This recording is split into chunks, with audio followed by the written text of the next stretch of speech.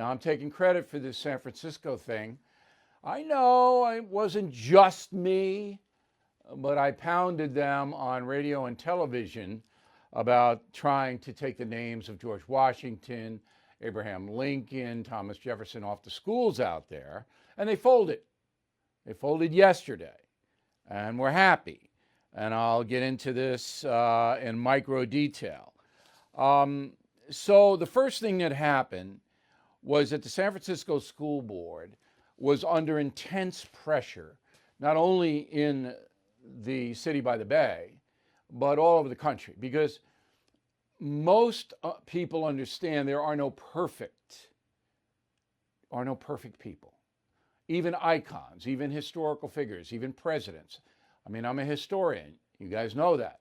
There isn't one president, not one, who didn't do some bad things in his life. Not one. There are no icons. There are no war heroes. No one. If you read my books, From Killing Lincoln on, I tell the truth about these people. So the loons in San Francisco, whose agenda is basically to indoctrinate children, school children, into a brave new world of socialism, and America's bad and all American traditions should be done away with immediately so we can have inclusion and we can have fairness and we can have equality and we can have this great, great world that we're going to impose on everybody. And if you don't like it, we're going to destroy you, by the way. That's part of it. So anyway, the nuts out in San Francisco was 6-1. The school board voted to take the names of the icons off the schools. And that would have cost a couple $100,000 to do it. $400,000 was the estimate. So the head of the school board, Gabriela Lopez, issued a statement on the matter yesterday, and I'm going to quote her. I acknowledge and take responsibility that mistakes were made in the renaming process. Reopening will be our only focus until all the children and young people are back in schools. We're canceling renaming committee meetings for the time being. We will be revising our plans to run a more deliberate process moving forward, which includes engaging historians at nearby universities to help, because we don't know anything. She didn't say that, but they don't know anything. Nothing.